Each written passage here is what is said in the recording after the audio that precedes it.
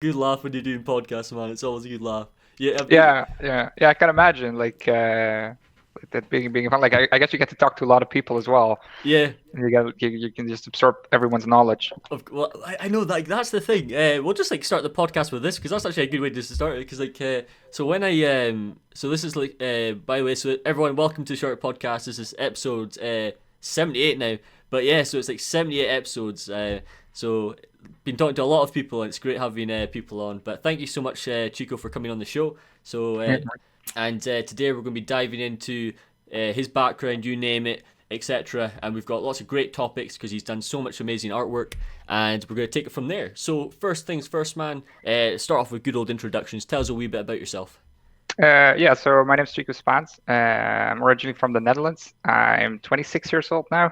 Recently turned 26. That's why I hesitated.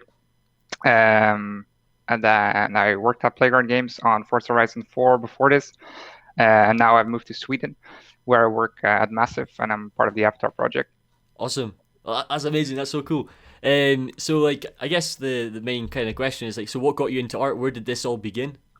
I guess so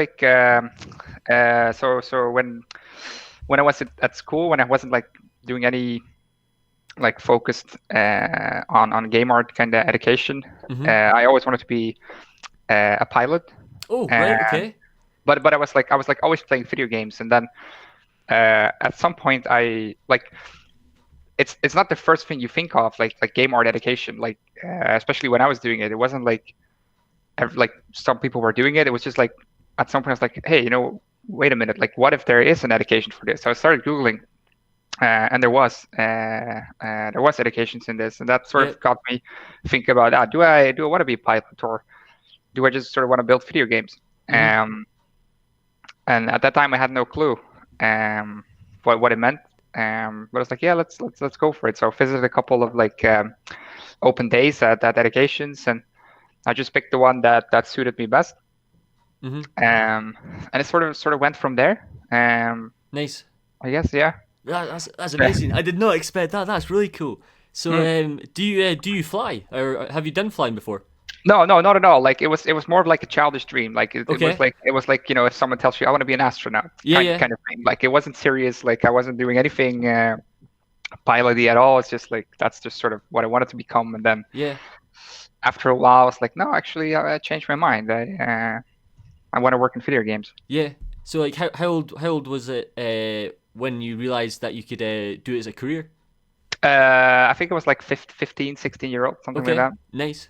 So and then I mean I did some like Halo Combat Evolved modding before that. So I was definitely sort of already interested in the subject. I just never really realized like, oh, wait a minute, I can possibly make a career out of this. So yeah. Wow, right, okay, that's an awesome start to the podcast because that's a really cool topic. Just because it's so interesting, would you ever consider doing it in the future, like maybe take up flying? I guess so. Yeah, I mean, yeah, sure. That'd be really sick. But more as a hobby, I know you can get some certificates and stuff like that. Now that's like a professional career. Yeah, because that's actually really interesting. Because one of my well, actually, my best friend. I don't know why I just said he's literally my best friend ever, but he's gonna hate me when he listens to this. But he's actually got his pilot's license for obviously it's like a small plane that he flies, etc. But he got that I think about 2 years ago. Yeah, and it was actually really interesting. He got it for his birthday. Like his dad was just like, you know what, let's teach you how to fly a plane because why not? yeah, exactly, yeah. Just something small like that. That's really cool. Yeah. Oh, I know what I'm gonna ask for my birthday next year, I guess. Oh, dude, you got to. That'd be super cool. Like, imagine just rocking in and says like everyone's just coming in their cars and it's like, here comes Chico. That'd be so sick. Dude, that's awesome. So I guess like the main thing. So I know obviously. So when you studied so a bachelor's degree international game architecture and design. So could you tell me a wee bit about the course? It'd be great to hear about it. So that was actually my second university. So I've done about like 8 years of studying. Oh wow! And this was like the second half of that, so the second 4 years, which was a bachelor's degree. And So they changed their name now. Before it was NHTV, International Game Architecture and Design, and then now they changed it to Breda University of Applied Sciences, I think. But they changed the name just when I left. Right. But basically, so what they're doing now is they have a very project-oriented course where every sort of they try and simulate like tiny game studios and have them do projects while there's teachers available to sort of guide the process. But that's what they called like IGAT, so that's short for International Game Architecture and Design. They called it IGAT V2, and I started in the first like the old system. So we just had like traditional classes and stuff, and then in my second year they just switched it over and it was like, okay, now it's just projects. So we were very much like a test case, really, which for me was really good because obviously I did those 4 years in advanced, and at the time I already had some work done in the industry. So I just sort of knew what I wanted to do and what I wanted to become. And I just sort of fully used that, where it was like, all right, okay, in that case, I can just do what I want, and I did that. And it was really good. That's amazing, because that's like the one of the probably first people who said that on the who else has said that somewhere on the podcast, because when it comes to everyone who always thinks about education, everyone always thinks like 4 years, etc. And but sometimes you never know, maybe you switch things up and you might have to do another 4 years or whatever. There's lots of different paths. Like, so what was the switch from? So what was the first 4 years on? So the first 4 years was also on game development, but it was more broad. So it was like 3D art and then game design and programming. And then I worked at Sticky Studios for a while. Awesome. And what they did was they made like mobile and web games for people like Warner Brothers. And that's where I did my internship, and then I got like a summer job there, and then I got like an actual job there, and then I was like 18 or 19. I was like, no, I don't really want to. Yeah. Wow. But I didn't really want to sit in an office at that time. Where it's like, Of course. I like being a student. It suits me, and so I was like, all right, so what am I gonna do? And that's when I went like, okay, let's move up one level and pick up a bachelor's degree. Oh, good on you.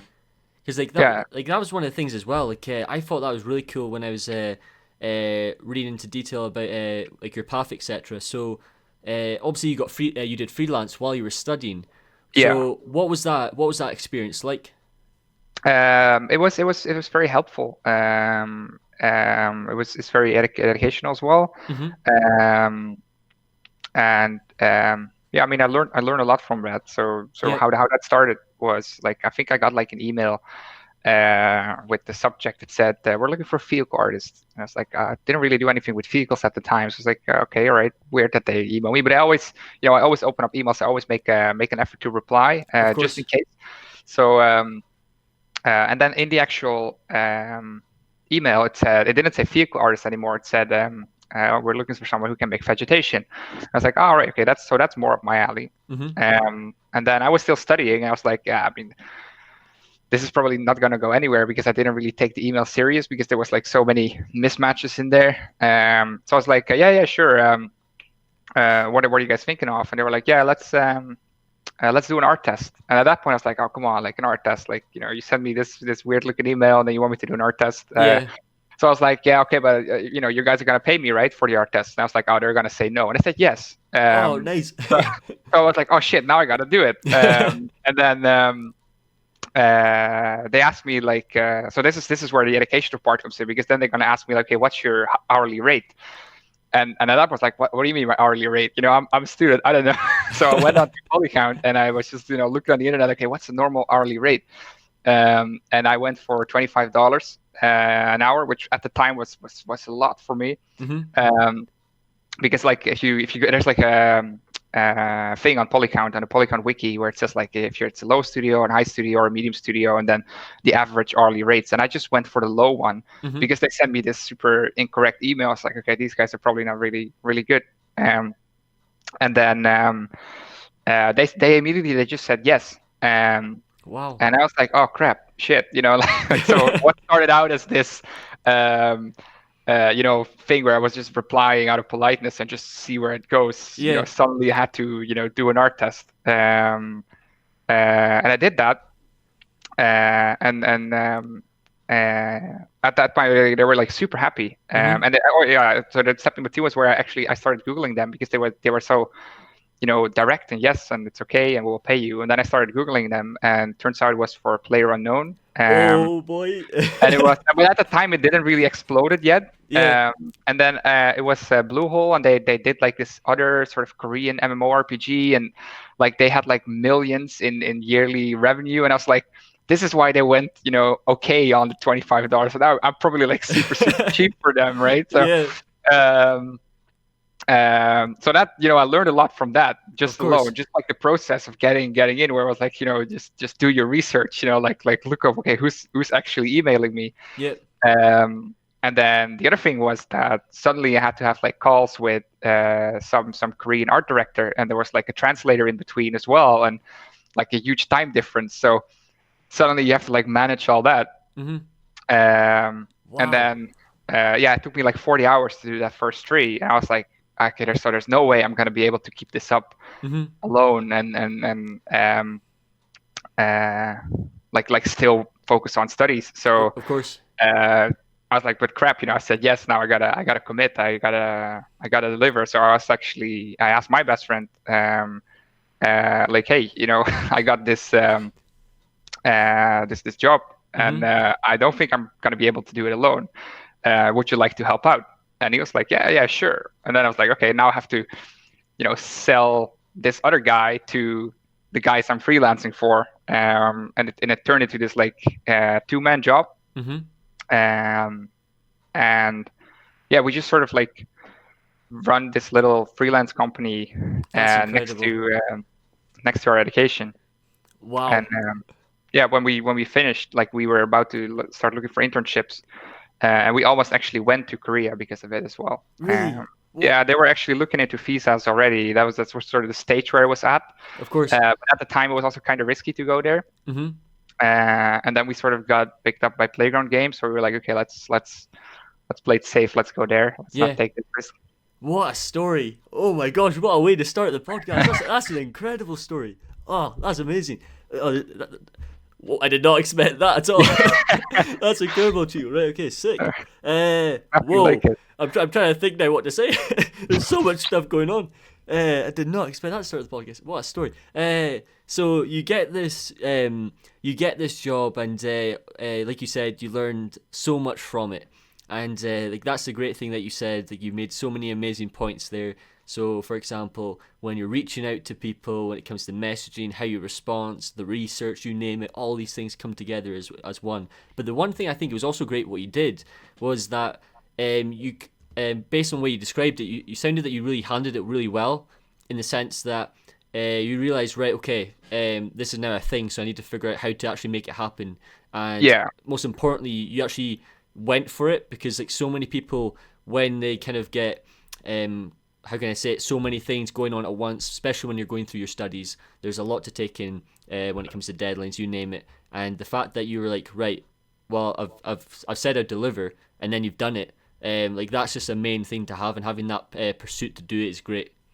Yeah, I think so. It's like you shouldn't sort of commit to things and then not do them, even though it's like if it's a little bit of a mistake on your end to like you might have been a bit too ambitious. Well, that's the thing as well, though, because like, for example, when you said when you first reached out to them about like the wages side of things, I understand that everyone's always trying to figure out like their worth, and understand, but it's so difficult because like I have no idea what it would have been like to be in your shoes. Well, I guess like my like a similar story I had, except this was literally like.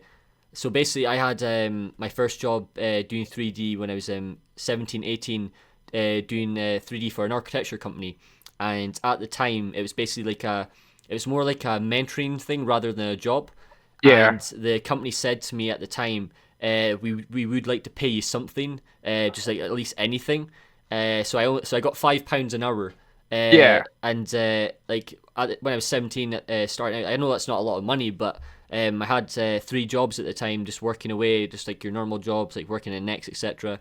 And that kind of gave me an inclination of, right, that's like the lowest of the low, but at least it's something. And then, like you said, you through the forums, etc., and then finding through more research, you found out, right, actually that my wages that I've asked for is actually completely different to what like you said that they're really happy if you know what I mean. Like they Yeah, instantly yeah, said yes. yeah, So yeah. I mean, like I have this thing where like if you give someone your hourly rate hmm and they say yes immediately, you are probably too low. hmm Um, so I think you want to be in that spot where they sort of go like, yeah, we're not sure. Let's try it, and then like that's when you're, I think, in a good position where you're like sort of, because if they are hesitating about it, hmm they know, okay, maybe this guy's a bit expensive, but if they're hesitating, then at least they are aware that yes, he's a bit expensive, but he's probably worth it. yeah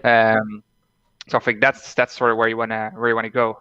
yeah And then I mean, yeah, just for the sake of openness, I mean, I now made my way up to like 40-45 dollars per hour, really and they still good on sort you. of sort of go like, yeah, we'll accept straight away. So I'm still pushing that number up Yeah. as I go, and I'm still looking for that sort of golden number where I go like, all right, so this is what I'm worth.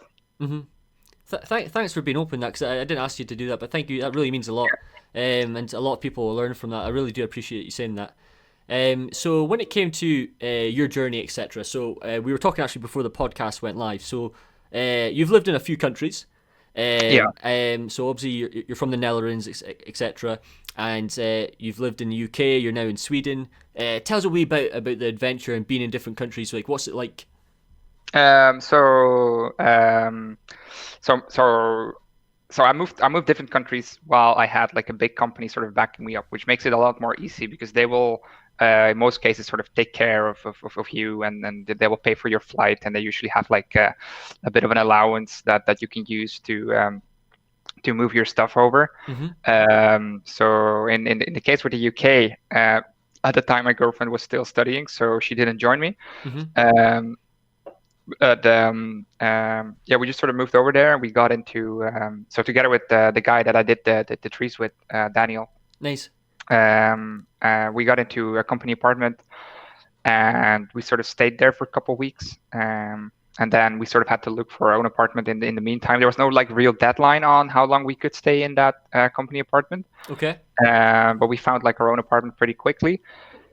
And then I shared that apartment with Daniel while we were working at Playground Games. So that was really cool. So I sort of Yeah. moved over with a friend. We worked in the same company. And then so how Playground used to work was they bring in a bunch of like contractors for the production period, and I was part of that batch.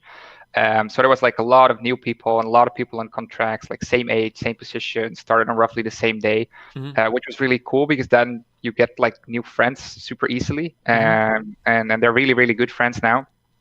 We still have contact on like a daily basis, so that's really cool. But all of us sort Great. of scattered into different studios, um, and then yeah, so that was like moving to the UK, and then I moved back to the Netherlands for like a couple months, but I didn't really have the intention to stay there for very long because I was hmm already applying at different studios. Okay. Um, and the only reason why I sort of went back this was because I was waiting for Massive to reply because that was the one I really really Yeah, wanted. that was the But I go-to. had offers, yeah, but I had offers at the time from Elite 3D and Techland and Dambusters in the UK again, but I didn't want to stick around in the UK. hmm Just because I wanted to travel, not just because I didn't like the UK or anything. Yep. No, I understand, man. Yeah, It's like, boo, UK, we yeah, don't want to be yeah, in the yeah, UK. yeah. You're leaving Europe, I'm leaving you. No, not at all. Classic. Um, That's hilarious. yeah, I just wanted to sort of like travel around, so I needed it to be a different country. Yeah. Um, Well, you made the most of it. Like, at the end of the day, like that's an opportunity that like this is the great thing, and like like this is the thing that so many people like, for example, I was talking to my sister about this a while ago, and like moving countries and stuff, traveling like around the world. Like, I think so many people should give it a go.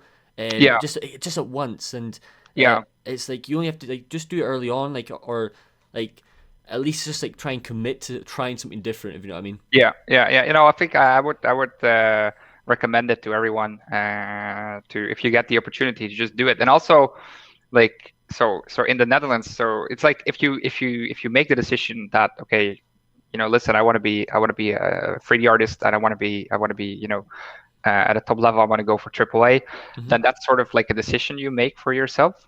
Hmm. At least that's what I feel like. Like there's no education that goes like, okay, after this education, you're a AAA artist. No, it's sort of like you decide that at some point where you go like, yes, that's where I want to go. And then, you can just look at any, okay, in my case, I want to be an environment artist. All right, pick 5 portfolios of AAA environment artists and look at that and then go like, am I there yet? And if the answer is no, then okay, put in more hours. Hmm. But on top of that, I think you should sort of make the decision that if I want to do that, then there's a really high possibility of me moving abroad. So you sort of got to accept that as well. Definitely. Because in the Netherlands we have like one big one, which is Guerrilla Games. Oh yeah, of course you can't forget Guerrilla Games. Yeah, and then there was Vanguard, which became Force Field VR now. Okay.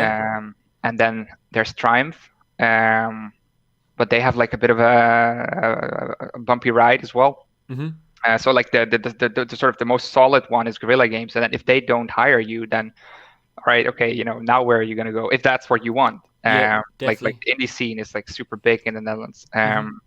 So yeah, you sort of have to make the decision as well. Like yes, I wanna move abroad. I think it's less so in the UK because there's lots and lots of studios. I would agree. Like Yeah. there's so much. So I live in Scotland, and Scotland's been it's certainly been developing. It's growing a lot more. Like there's a thing in Scotland called the Move Summit. So Mm. it's sort of similar to like the Zebra Summit, but in the sense that it's like presentations, you name it, and like they had like MPC up, and Blue Sky Studios, and like when it came to like for example England as well, like there's so many like just London in a nutshell. Like I went down to Vertex, an event last year, and you're talking like I know this number is going to be exaggerated, but there's like I don't know 60 companies in the space of like a 5 minute walk. Yeah, yeah, It's just yeah. like everyone just everywhere, and it's just down to like you said, like that's a really important thing, and I don't think I've really touched on that much on the podcast. Is at the day, like for example, one of my friends, she's living in Spain, so she was trying to figure out where to move, etc. So she had to move to the other side of Spain, and one of my friends, another person from Spain, had to he just moved back there from Scotland. Like it's hard in certain countries to find certain jobs depending on the style, like you just said there. Like Netherlands are known for a certain type of game more than maybe AAA, if you know what I mean. Yeah, yeah.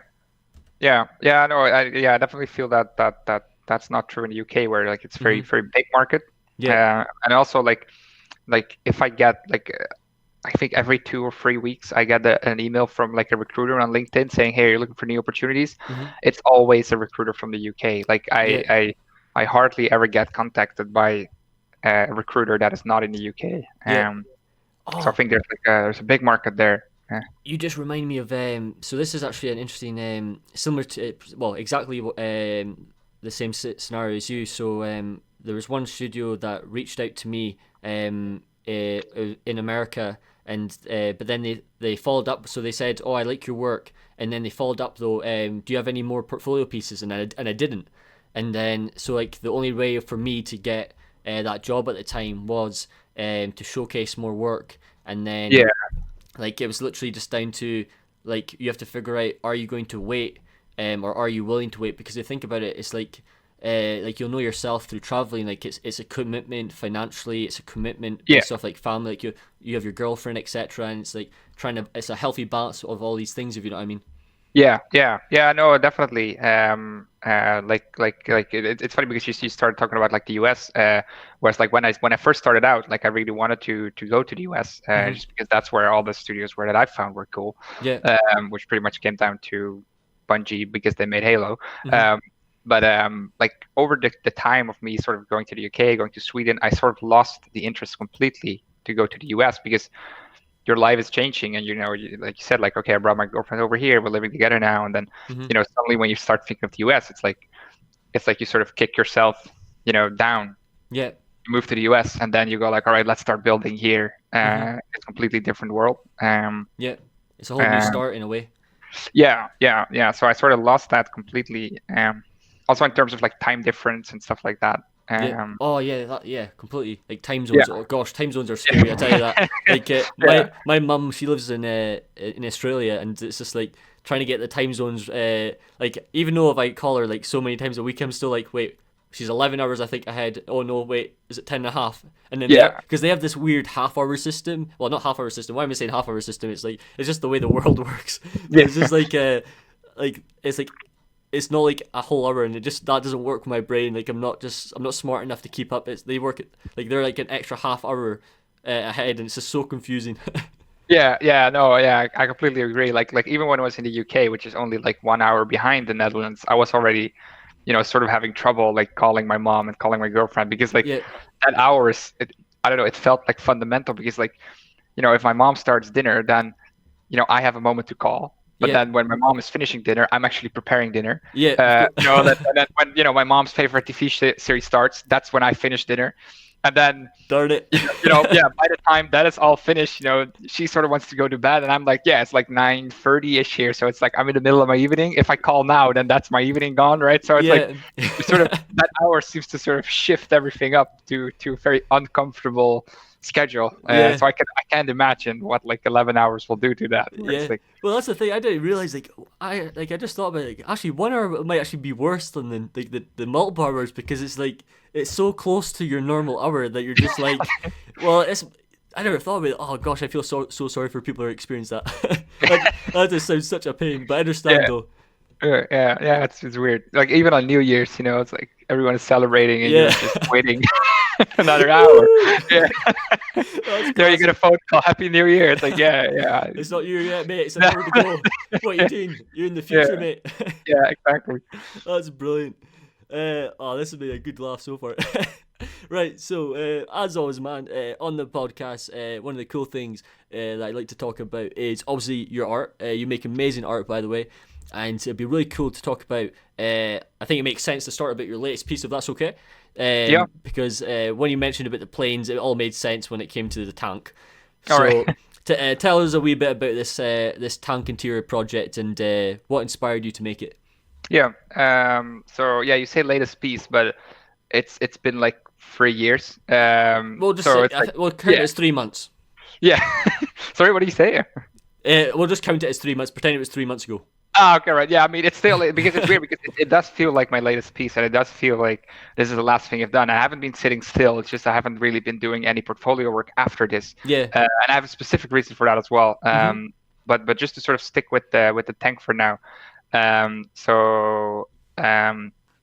Like for me, it was like I think it was like in my third year of my second university, and I was looking at my portfolio and I was like going like, all right, so it looked a bit different than it was now, but it was like I had the Roman project on there, and then I had a bunch of trees and maybe a couple of materials, and then the materials weren't really looking really good, and then the trees were mostly sort of soft organic shapes, and I was like, but I can build these hard surface things. I can do that. It's just that I was looking at my portfolio, I was like, but this doesn't really prove that I can do that. So I was like, all right, so let's do that, and let's go crazy on it as well. Like let's really pick something up and go like, oh, this is like the thing that I wanted to sell was, I hope that if people look at it, they go like, Jesus, that's a lot of objects. Like, that's what I thought.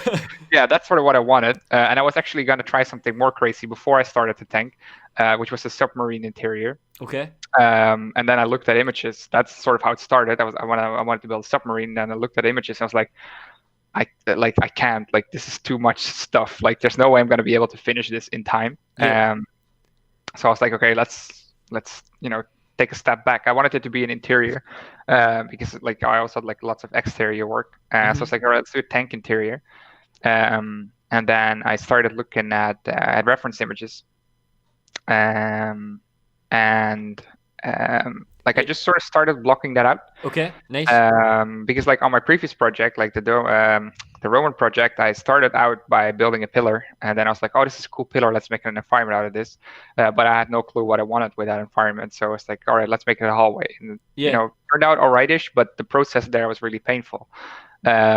So this time I was like, all right, let's build the thing first and then worry about the visuals. So that's what I did. I started blocking it out, and then I had this big asset list of things that, okay, this is what I got to build. I know that, and then I'll end up with a cool looking tank, hopefully. Yeah. Well, it's sick, dude. It's really good. Like think- that was the thing, and then obviously you wrote your article as well for 80 level.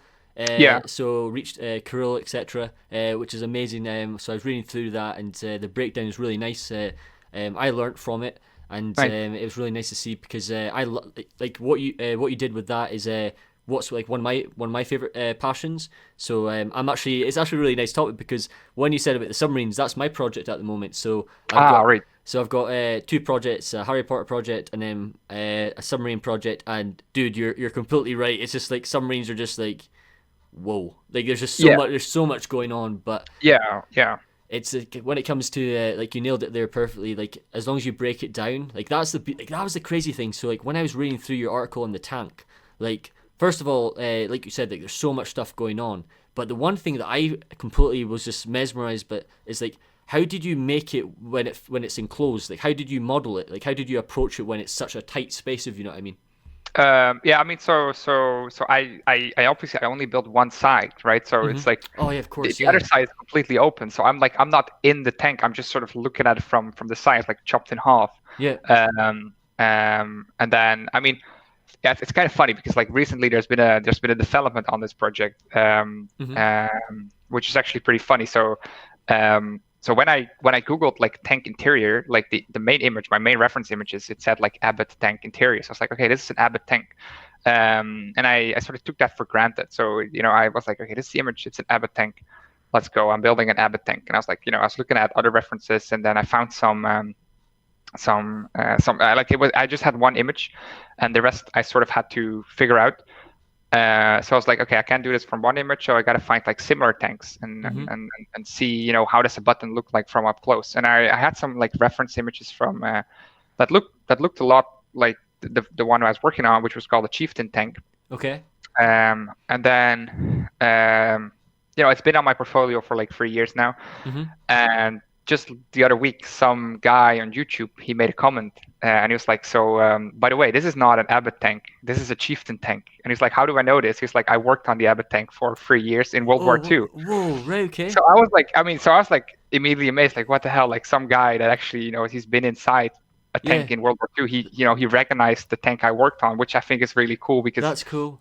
Obviously I did something good there because it's recognizable as a Chieftain tank. But then obviously I made a huge mistake of, I found an image, it said Abbott tank, and I never second guessed that. I just sort of took that for granted. And then it turns out it wasn't an Abbott tank, it was a Chieftain tank. So I looked at like images now for a Chieftain tank, and it's like, I really wish I had this source material 3 years ago when I was doing it. Of course. Because I was like really, like, I don't know, it could take like an hour to find like a button. Yeah, just one thing. Like a really fake sort of blurry in the distance picture of like, this is sort of what the button looks like. And then I was like looking at like military radios and stuff like that to figure out, okay, how am I going to make this look up close? Yeah, no, that's amazing. Yeah, I don't know. Like, it didn't really answer your question though. Like, on like how I was inside the tank, how I dealt with such a space. So you answered it straight away because my mind was just like I was too busy overthinking in my head. I was like, wait, how did he do this? How did he do this? And then I was like, wait, it's just simple. I was like, Ross, what are you doing? I'm just overthinking things. Yeah. I mean, one thing that I did, which I think helped a lot though, is like I left the cables till like the very last. So I sort of built like I had like rough shapes in there for a while, but like I sort of built everything, and then I was like, the cables are sort of like the tiniest bit. They're just gonna fill up the space. So I sort of did those guys last. Which helped. Oh, sorry to cut you off. No, that's fine. No, like I mean, I was pretty much done. So I was just gonna say, so like when it came to like making this project, say like if you had to redo it again, like what would you change? Probably nothing, to be honest. Okay, that's great. Okay. Yeah. I was because like this was like the first project where I was like, okay, I'm gonna, I started out with a block out, pretty detailed as well. So I had like every shape in there was was there. Mm-hmm. I mean, yeah, I guess what I would change is I would do more research and make sure that the tank I'm trying to model is actually the tank I'm trying to model. Mm-hmm. Um, but other than that, like, yeah, I mean, sure, there will be, workflow things. I mean, I haven't been sitting still for the last 3 years, so I would Yeah, yeah, I approach it understand. differently. It would hopefully look better. But overall, it was a pretty clean project where it was just sort of Perfect. like the lookout, and then I made all the assets, and then presented it, and then it was done. Yeah. And then in terms of like marketing, like you mentioned, I wrote an article on 80 level, Mm-hmm. but it wasn't actually Kirill reaching out to me. He reached out to me on the Roman project, and at this time around, I was like messaging him like, "Hey, I got this new project. I haven't published it yet. Do you want it on 80 level first?" And I was like, and he was Yeah. like, "Yeah, sure, let's do it." And then I was like, "Yeah, let's do it." Like, of course. Dude, that's great. So, yeah, just sort of touch on that as well, because I feel like it's important to do like marketing and Mm-hmm. and get your project out there. And Definitely. then the guys from Substance, they actually reached out, and I wrote an article for them as well. Oh, I missed this one. I need to check this one Oh, out. I thought I did. I normally spent I spent ages researching, and I missed this article. Oh, right. Okay, that'll be great to hear about it. No, that's great. so I thought that was really cool, because that was the first for me, where I was like, because I sort of did the project as well to pick up Substance Painter, Mm-hmm. Of course. and yeah, it was really cool that the guys that built that program went like, "Hey, what you did with it was pretty cool. Let's talk about it." Yeah.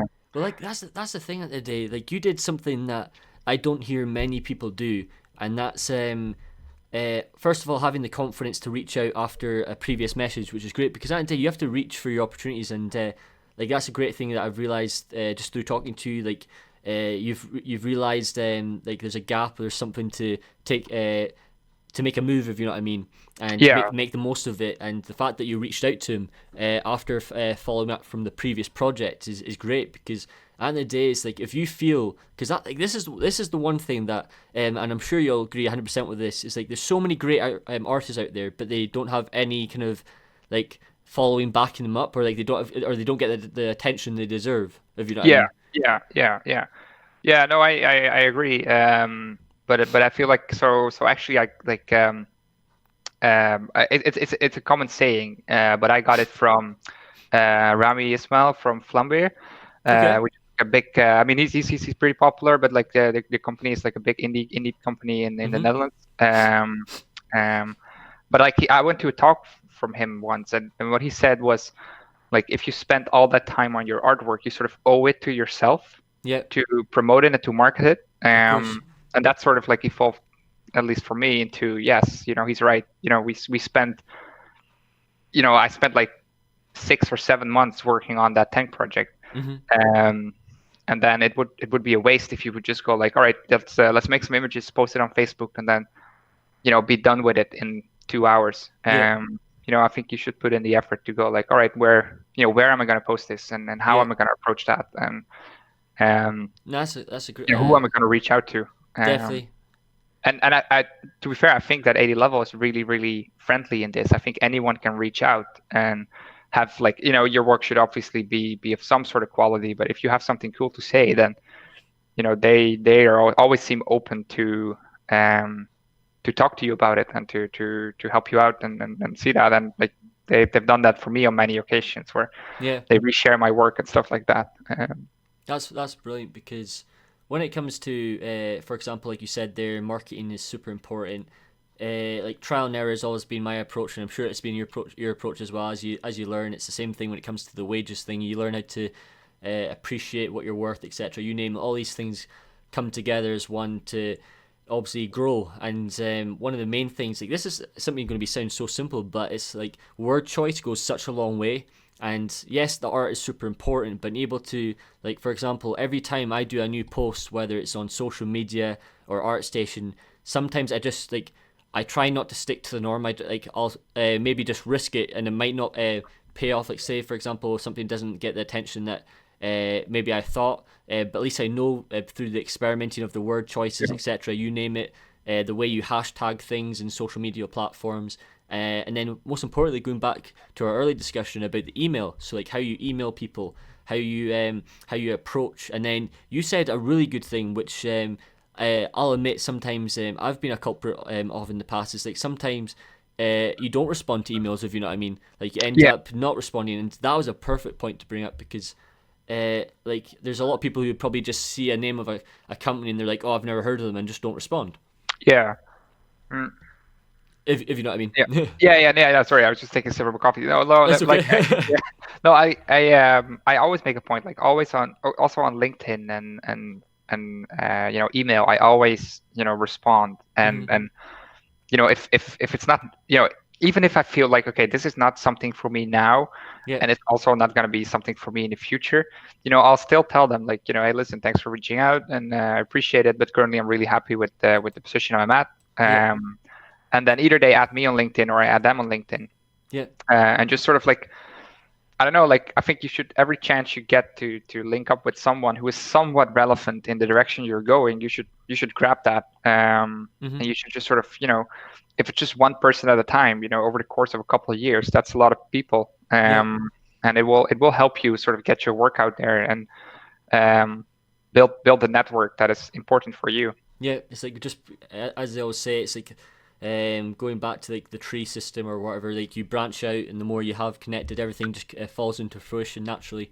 And Yeah. the more solid it is, like that's always the thing as well. Is like obviously you have to be cautious, and it goes back to the topic of research, like who you're getting, like who's messaging, etc. Like look into them before maybe you respond, and then figure out right how to approach it, you name it. And these things apply not just to art. These things apply to like your daily jobs. Like I understand there's a lot of students listening in, and having your normal job is great. There's nothing wrong with having your normal job. And if you're trying to get your first job, maybe it's just, I don't know, sales assistant or something. All these things are important. It's the way you deliver yourself, and it also comes across in your interview. And it's all about just trial and error and keep working at it. So, by the way, so this is a really interesting thing that I've never seen before. And I was reading it through. So I was checking. I always check the software of choice that the artists use. Can you Yeah. tell me? Can you tell me what Agisoft Photoscan is? All right. Yeah. So I've never heard of this. so Agisoft is a software that you can use to basically photo scan Mm-hmm. objects in the world. So that sort of started as a hobby for me. And basically what it is it is like, say, I mean, I scanned tree bark, for example. Mm-hmm. What that means is that I pick up my camera and I go out and I find a tree that I like and I go like, oh, that's a cool bark. I want to make a texture out of that. And then what you do is you make like, I mean, on average, I think like 150 photos. If you want Right. more detail, Okay. great, make more photos of that tree bark of like multiple directions, and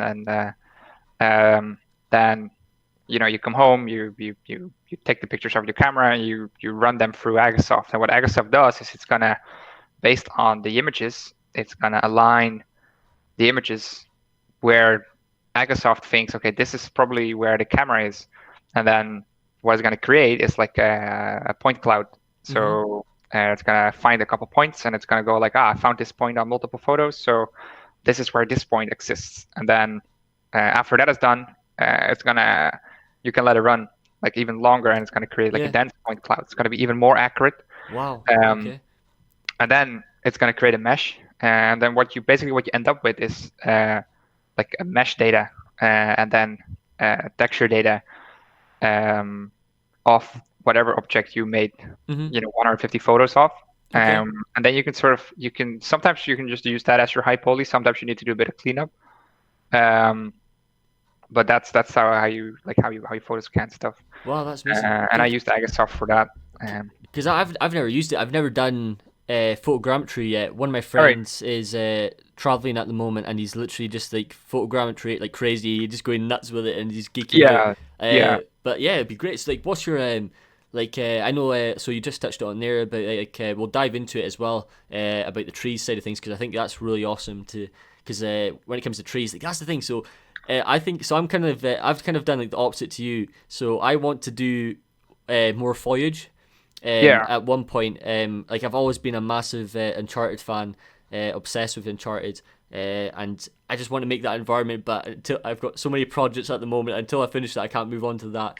but Yeah. I just want to dive into like photogrammetry, dive into making more trees, etc. You name it. But just Yeah. like speaking of photogrammetry, like what's like the advantages, and is there anything that any tips you could give? Yeah, I definitely I feel like so just yeah, you can do it with your smartphone, right? So you don't need um like a super technical camera. Like you obviously the results will be better the better your equipment is, but then you also need to know how to use that equipment. So anyone can do it, and I would recommend everyone to at least do it once or twice, Yeah. just so you sort of you know the process, so you know what's up. And I think the big benefit from it is that um, you will sort of look at objects in a different way, Okay. where like yeah, I don't know how to explain it. Like Yeah, if you I've never used it, so yeah, yeah, so if you look at like megascans, for example, right? okay. So you can go on there and you can grab an object, and you will get that object and you go like, all right, let's use this. But then if you sort of have to go out there yourself, you start thinking about it, right? Okay, what texture do I need? What object do I need? Will this fit in my environment? And then Hmm. um, you will find a couple things where it's like it's usually it's like super hard to fit a photogrammetry asset into your own scene because there's just so much more detail on the photogrammetry asset. Definitely. So at least for me, like when I was doing Substance, it was a good practice because I was like scanning some textures and then I was doing some textures in Substance. Hmm. Um, and then if I looked at just the Substance, I was like, okay, yeah, this looks okay, right? This is fine. This could go for photorealistic. And then I compared it to like a photoscan texture, Hmm. and then it was like, no shit, there's like so much more detail in here. Of course. So you'll get that sort of eye for detail. Um, No, or that's at least, that's a great point. yeah, you'll practice that at the very least. And then another thing is that photogrammetry is getting bigger and bigger. And at least I feel like it's like I do more with it, but it's not really on my portfolio. And I feel like I should at some point sort of go like, I should probably showcase some of the things. Yeah. But that's what I said like before, where I said like, so my portfolio is like it's pretty old, but it's like I've been doing so many other things that aren't necessarily portfolio work. Yeah. That's just because I have the luxury of having a job now, where it's like, all right, so I build a lot of stuff at Massive, and Hmm. then in my free time, I can just sort of work on what I think is important. Yeah, of course. Well, that's the So thing. Like, at the end of the day, like people obviously they strive, they they work for like many years on their portfolio to get a job. Like that's the goal yeah, to get that stability, to get that job that you're wanting to work on. And at the end of the day, it's like when you're working. Like I say, I like to say it a lot because it's important. Like if you're working a full weeks doing 3D and then you're going home and you're doing 3D again, it adds up and you get tired and like sometimes you lose passion. It's like it's that healthy balance, if you know what I mean. yeah. I mean, some people can keep it up, and they will, they'll just sort of create and create and create, and that's really cool, and I always admire that. Hmm. But one thing, like besides the point that you're going to be doing 3D 16 hours per day, which might not really be healthy for everyone, Hmm. is that usually when you become good at something, so if you're a good 3D artist, then if you spend 16 hours a day on it, like the increments you're learning will get smaller and smaller. Hmm. So because you like, unless you sort of specifically make a point of branching out and go like, I'm going to practice this because I don't know a lot about this subject, you're Yeah. going to be learning very, very small things. And like, I mean, once you've baked 1,000 normal maps, then if you bake 1,500, you're not going to learn a lot from those last 500. You've Yeah. done 1,000 bakes, so you'll pick up a couple things and you'll improve, but it's not going to be big steps. Whereas if you go like, all right, but what if I find, and I think photography is a good example for that. That's what I started doing, is where like, what if I find something that is slightly unrelated to what I'm doing professionally, but there's sort of subjects where it touches ground, like with Hmm. photogravity, it's over photography, it's like like eye for detail and composition and stuff like that. I'm going to be learning a lot on the photography subject. I'm going to be taking very big leaps on there, which I can sort of pick up and then use in my 3D work. Whereas if I would just stick with 3D work, I would make tiny leaps. It will still get better, but it would just be tiny leaps. Yep. And then on the other hand, it makes my life more diverse. So of course, it's like a healthier state of mind, and I learn faster by actually not doing 3D than doing it. Yeah, like that's oh dude, that's an amazing answer. Because like when it came to like for example when I'm working on my projects, my thing. And I think I this is what I like to see when artists are making, or when I see artists that I know making different artwork, is pushing design. Because I really value design and pushing shapes, especially for a 3D artist, because I understand that it's not a requirement in the sense that they don't have to know so much, because obviously it comes through the concept designer, you name it, or whoever's doing the main design. However, trying these different shapes, that's my getaway of making leaps in my development as an artist. And that's always the thing. It's like what you do, like for example, you trying photogrammetry, so everyone tuning in, it's like it's a chance to try something different, and it's something that I need to give a go, because like, that's the thing as well. Like one thing that I heard a lot when it came to photogrammetry is like, don't you have to kind of choose, or you have to understand like the lighting conditions, like how things work? No, I mean, so yes and no, right? So obviously, if you take a photo and there's a very bright sun, then you're going to be taking a photo of an object, including all the shadows. So then when you take that object and you put it in a game engine, and you go like, no, actually, I want my light from the different direction, then you have this very weird, object that has its sort of shadow baked in there. So the best weather conditions for doing photogrammetry is overcast, because there's no like real strong directional light. So the asset stays neutral.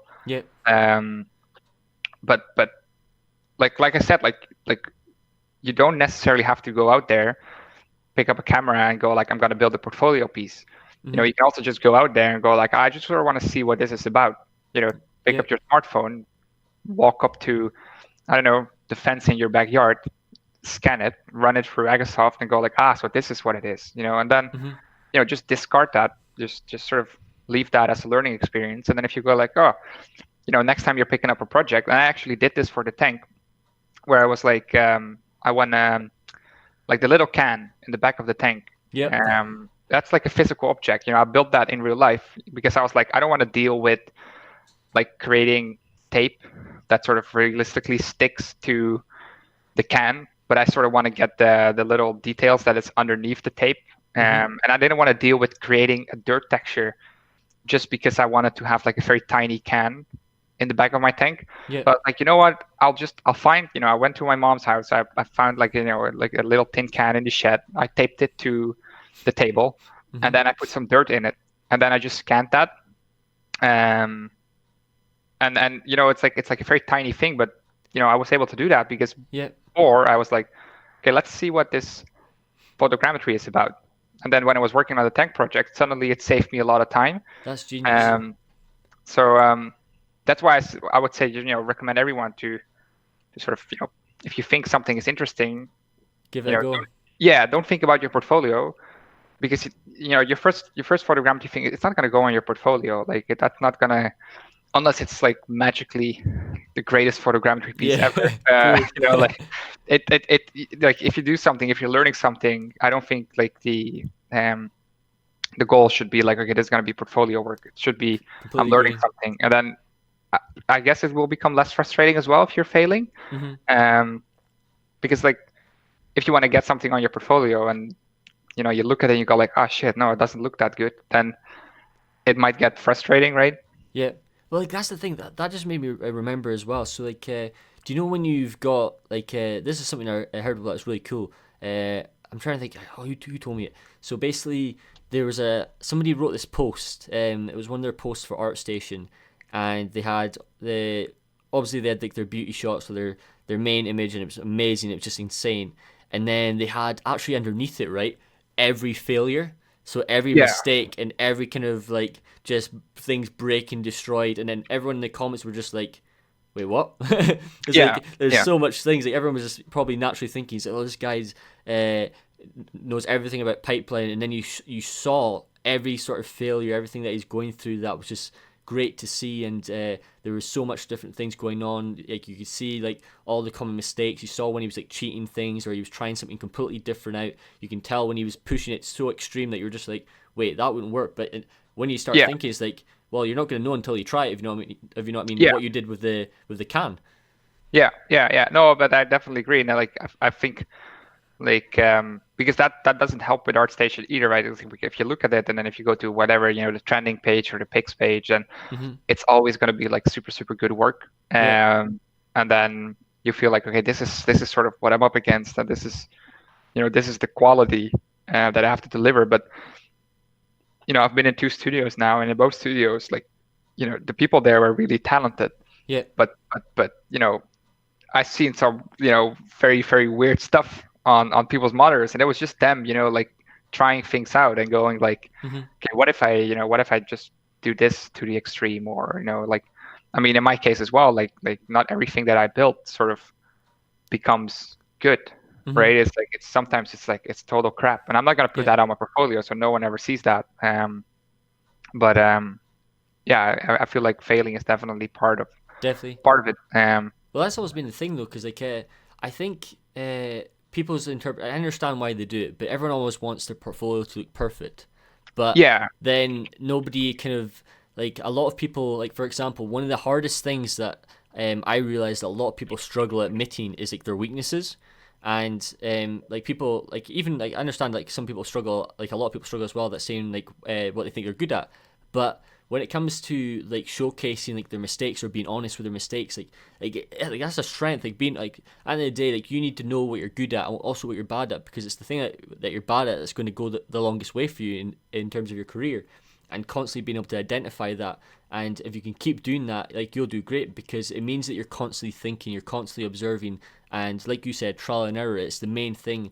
Part of the discussion is all about, and without it, there's no fun, because you're not. At the end of the day, it's like I understand people are trying to be production artists and they're wanting to learn a pipeline, but at the end of the day, we didn't start art in the first place just for like being production artists, I guess. Well, maybe that's a bit harsh, but I mean like we all had that creative kind of imagination when we first started, if you know what I mean.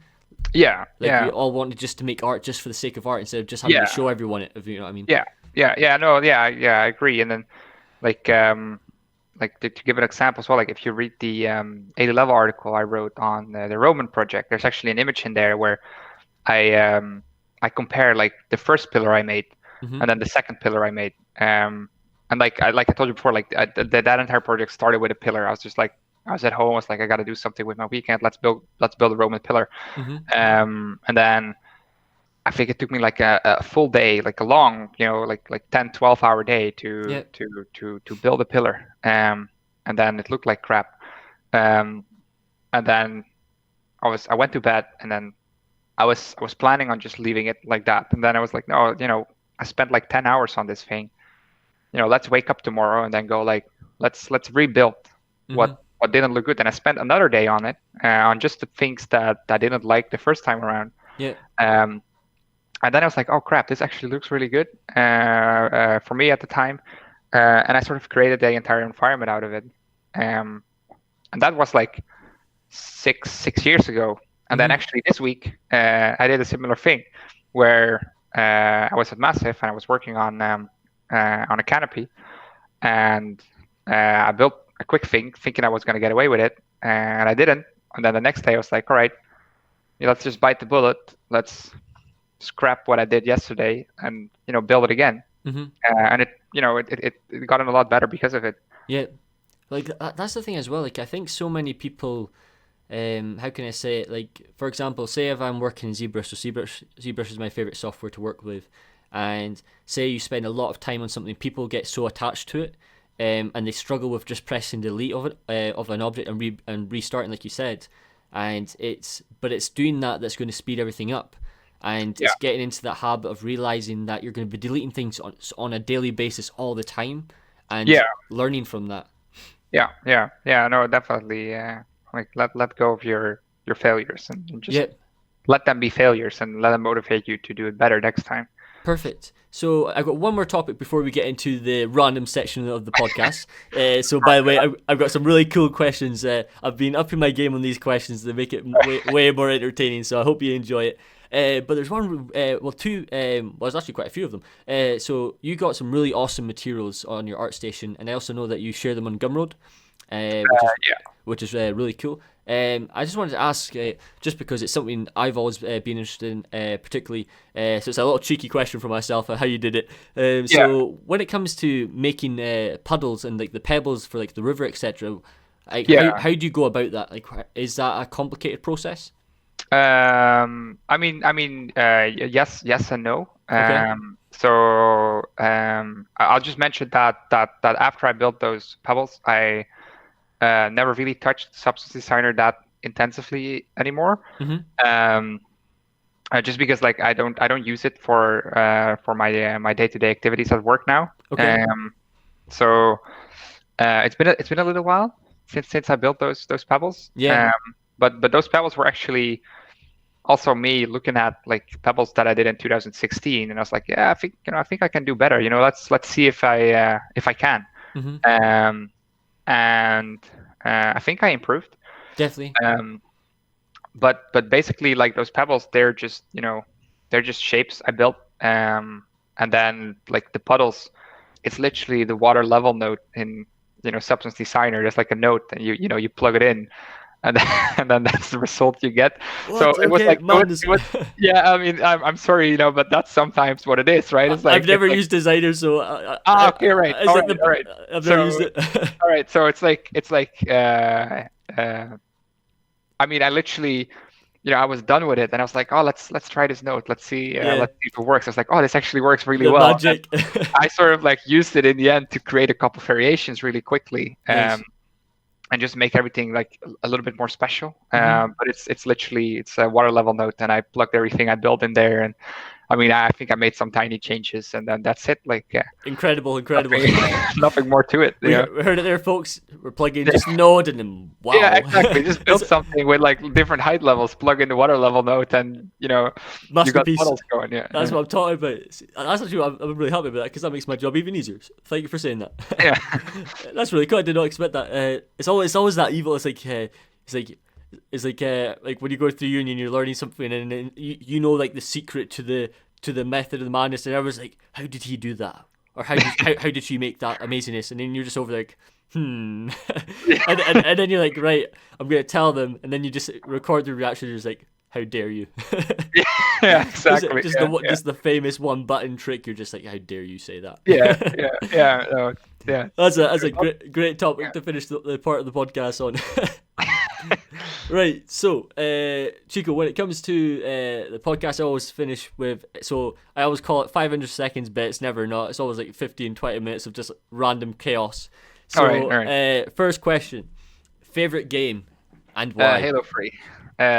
Because for me, Halo 3 was like, it was my entire childhood basically. Mm-hmm. It was like I spent my childhood cycling home from school. Yep. And then like I had a friend, and we always played doubles, and then he didn't have his own Xbox, and then when he had his own Xbox, I never saw him again. So he was just using me for my Xbox, but we had fun doing that. So and then we continued playing online, obviously. I think I finished the campaign like 11 times, and oh, right, okay. I still play Halo actually, so it's still my favorite game. Well, I bet you can't wait. Wait, when's the next one? So in E3 they had the announcement. Yeah. So it's this year actually. This year? During holiday season. It's gonna be a launch title for the new Xbox. So I can't wait. Like so I was saying to I'm sure it was Ryan. So I've only I've not really played Halo. In like when I was growing up, it was always Call of Duty that I played. Ah, right, yeah. However, like Halo, so I've always been like following the Call of Duty scene.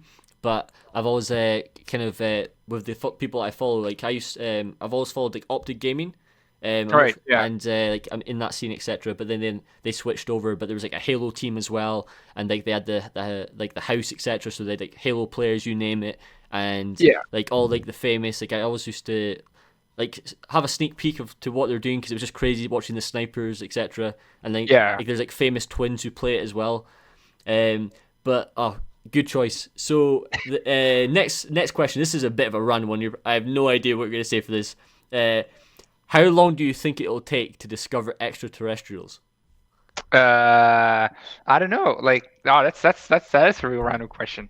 Oh, Uh, trust me, it's just random questions. It's just yeah, cool yeah, yeah. I mean, I'm discussions. tempted to say like maybe we already found them, but they're just keeping it a secret as well. Yeah. I think I'm just gonna. I don't know. Let's say that we haven't found them yet. Hmm. But I think like who is it? Hawkins that says we're not alone in the universe. So Yep. he's definitely smarter than me. So I'll go with that. We're not alone. I don't know. It's a big question. Yeah, yeah. It's like weird. It's like what do you mean? Like how long is it gonna take? Like Um, so, like when it came to like this question, so I was just looking. So it's always like a would you rather kind of section on the podcast, and it's kind of just like the yeah. most randomness everything. And I was just like in my head, just came to mind was Independence Day. And I was just like, you know what? Why not just ask a random question or an ET kind of story? You know, Yeah, you know yeah. what I mean?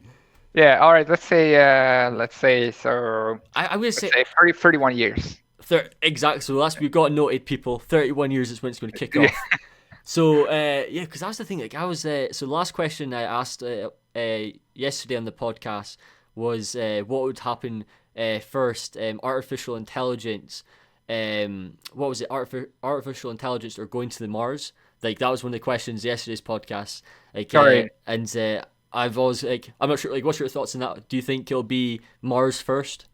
Well, I mean, I think we're already there with AI, right? Like Yeah, we have we have robots playing ping pong and stuff. And I recently got like one of those Google Home things, and I'm talking to my lights. So yeah, which is like so it's like, and then like Spotify, it will sort of learn from your songs, and yeah. I think we're there already with AI. Like we have like Dota, Dota professionals. Mhm. They're practicing against AI, so That's it's mental. definitely got to be AI for me. Like, Because that's what Chris said as well in yesterday's podcast.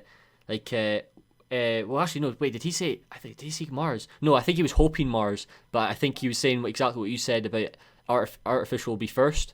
yeah, yeah. Which Chris is that? Is that? So we had Chris Sims. Okay, right. Okay, all right. Yeah. He does That's it. amazing environment artist, and it was just like I was trying to figure out like personally I would like the Mars thing first. I think that'd be really cool, but then again, there's so much things you can do with technology. If you know what I mean, like it's just crazy, like the opportunities available to you. Yeah, yeah. No, yeah. I think so, but yeah, I would go for AI because I feel like we already have that sort of like. I mean, sure, it will get better, Yeah, uh, but yeah, definitely AI for me. perfect. So what TV show are you looking forward to the most? Is there a TV show that you're like I want to go watch or you can't wait to come out?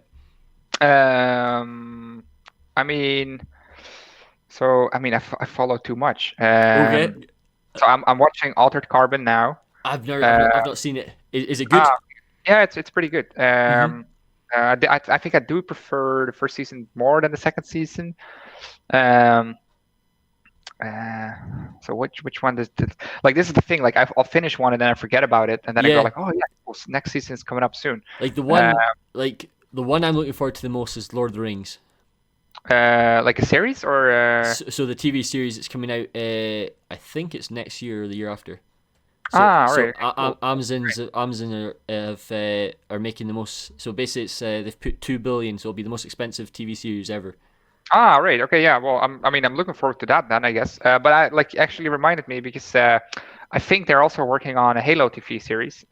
Are So they? Wait, what? Okay, I actually think it is Steven Spielberg doing it. right, awesome. Um, but I don't know. Like I probably made the internet angry now, but um, There's nothing uh, wrong with it.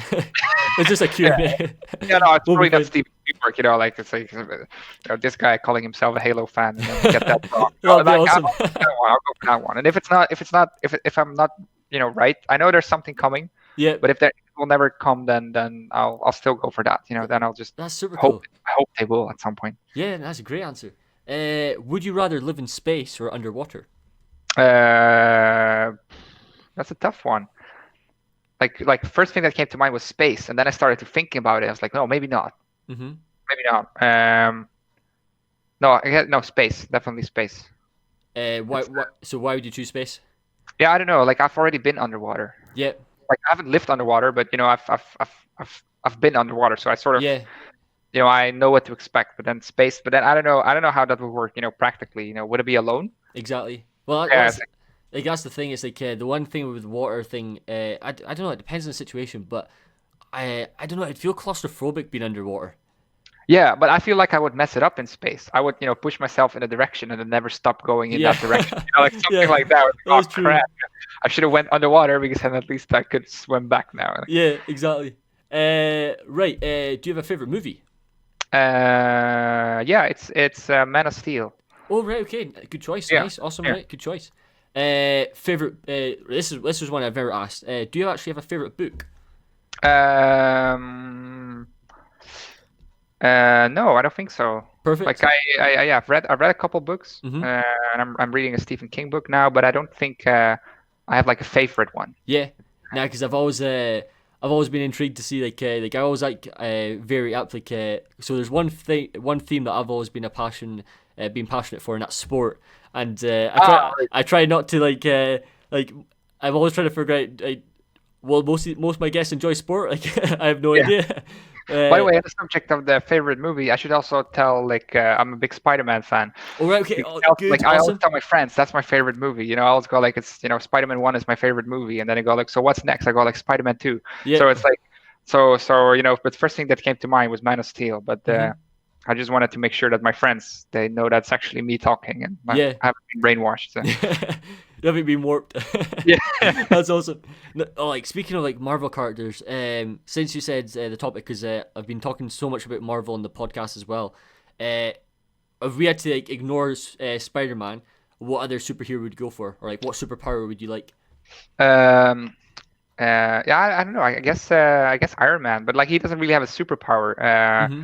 He's just smart and he built a cool suit. So if I had to choose, I guess Doctor Strange. Oh, interesting. Good choice. Yeah, yeah. Nah, good answer. Right. So we've got three more. So would you rather have the Millennium Falcon or the Enterprise? Millennium Falcon. Okay. Also, is it just because you prefer Star Wars? Yeah, I think so. Like the Enterprise is Star Trek, right? It's like I Yeah. don't really know what to expect from that. And then like Millennium Falcon, like I hopefully get Chewbacca with it. Yeah, you get you back. Yeah, we get to hang out. That would be cool. That'll be sick. You got your chessboard as well. You're sorted. Everything together. Well, like, that's the thing. Like for me, I prefer the design of the Enterprise, but I'm when it comes to Star Trek, I'm not a fan of the originals. I like the movies Right. of the new ones, if you know what I mean. Yeah. That's like my kind of. But I like the TV show, the Discovery TV show. I think that's really cool. Okay, so would you rather invent new technologies or explore new worlds? Explore new worlds, definitely. So why would it be new worlds? Because like if you ask me now, okay, so what would you invent? Like I would go like, yeah, I don't know. Like Yeah, so, that's true. and new worlds is like that sounds like adventure. So it's like Yeah. yeah. I guess it's an easy one. I guess. I never thought of that one, did I? Right. So this is the last question I was asking the podcast. So if you could have any animal, or like any creature as a pet, roughly the same size of a laptop, what would you choose and why? Like what if you would choose a big animal, it would sort of downscale to Yeah, the it size would of a laptop? shrink, and it could be from like any show, anything in your mind. Oh right, okay, so it can be like fictional creatures as well. Yeah, it can be absolutely Um, anything. So like the last guest we had, have you ever heard of the Last Airbender? Oh yeah, So yeah. he chose Appa, Right, yeah. and then he also chose a Pokemon. So like if you struggle, I'll let you have three maximum. Okay, right. No, I don't know. Like I don't think I wanted to be fictional. Mhm. Because then like say you get a weird Pokemon and someone comes over and go like, what the hell is that? You go like, it's this Pokemon, and if they don't know Pokemon, then you can't really brag about it, right? Right. Okay. So I don't know, like maybe a whale or something. That Oh, would right. be Interesting. Yeah. yeah, like have like a whale in an aquarium, like Yeah. tiny whale. That I think that would be impressive. That would be sick because because my answer for this is actually I'm really glad you said it. So my favorite animal is a shark.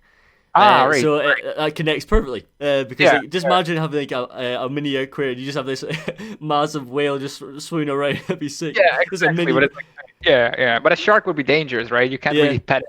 I would want to put my hand in there and Yeah. keep it. Well, that's like imagine it was piranhas. Oh my god, that'd be the worst, scariest situation ever. You just have you and like Pinocchio. Classic. Dude, thank you so much for coming on the podcast. It's been a pleasure having you on the show. Thank you so much. As always, everyone tune in. Make sure to check out Chico's artwork. All links, you'll be seeing it as a slideshow has been playing on in the background, so you won't be missing out on any of that. And check out his social media platforms, as always, in the description. If you guys are tuning in on YouTube, don't forget to subscribe and make sure to smash the like button as always and turn on notifications to be notified every single week when the podcast is live. And with that said, folks, we will see you guys in the next episode. Bye for now.